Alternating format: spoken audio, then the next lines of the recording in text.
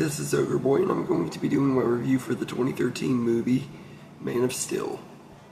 So this movie is directed by Zack Snyder, and in this movie, a young boy learns that he has extraordinary powers and is not of this earth.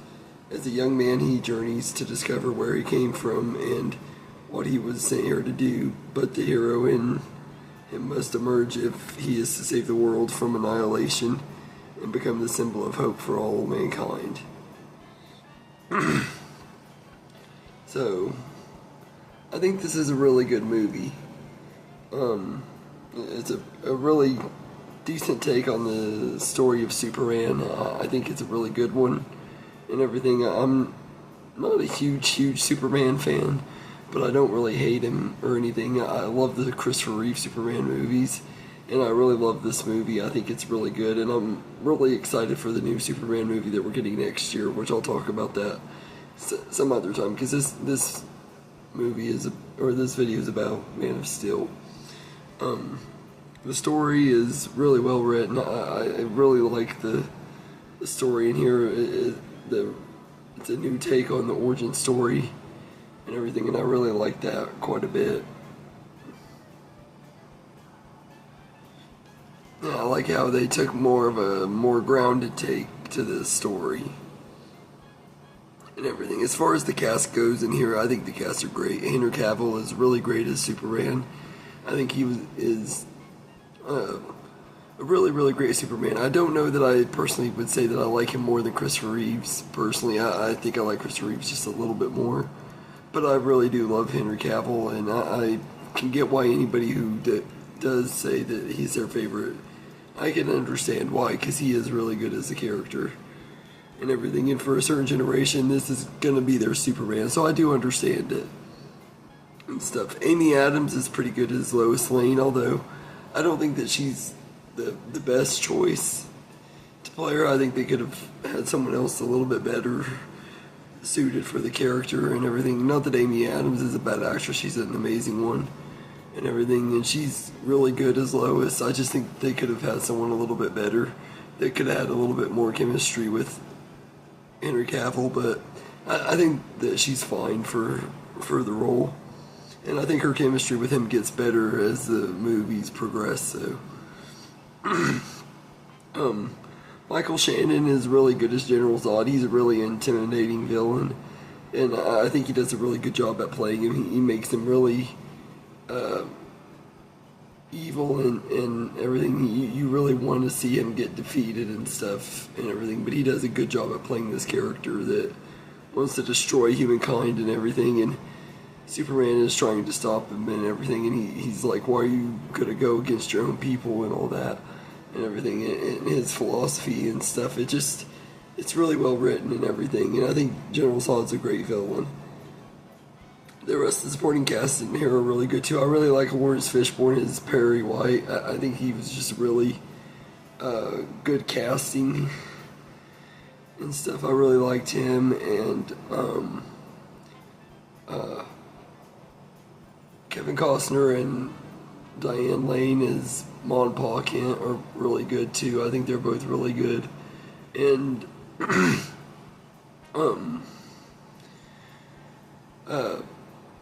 Russell Crowe was really good too in here. I think that he was really well casted and everything. So I think that the supporting cast are all great in this movie. Everybody fits their roles really well and everything. The score in this movie is pretty good too. It's done by Hans Zimmer. I can't remember if Junkie XL worked on the score for this movie or not. I don't think he did. I think it was just Batman vs. Superman was the next one he did.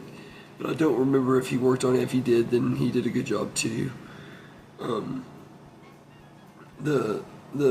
love the scene where he flies for the first time and everything. I get chills every time I watch it. And the score in that scene is just so perfect and everything. It's one of the best scenes in the whole DCEU and everything. Is when he first takes flight and everything. That score and everything, it just is perfect and everything. And there's a lot of really good action scenes in here. I love the big scene when they're in downtown Smallville and everything. That scene is really good and everything. I love that one, and the whole big final fight scene with Zod and Superman going through Metropolis, destroying buildings and everything. It's heartbreaking to watch, and it's kind of terrifying to think about. Like if that were to happen in real life, that would be absolutely terrifying and everything. But it's really well done and everything, and I love that, all that stuff. I don't like how it ended,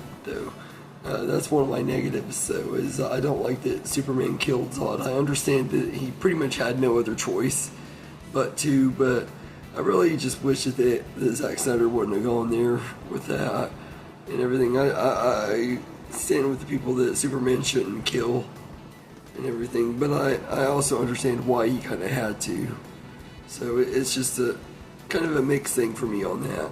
I don't really like Superman killing and stuff, although I guess Christopher Reeves did kill people in his movies too and stuff, so I guess I can overlook it and stuff too. But and also my other negative with this movie is I don't really like all of Paul Kent's decisions. I kind of understand why he wanted to make him wait till it was the right time to reveal himself to the world. That part I understood and didn't really mind so much, but I think it was kind of dumb that he just let that tornado take him instead of letting his son save him. He could have just let his son save him. It didn't matter. That could have been a perfect timing for people to know that he was Superman and stuff. I think that could have been a good time to reveal the world that Superman was a person or something. They could have done something with that a little bit better. I didn't like the way that had to go and everything.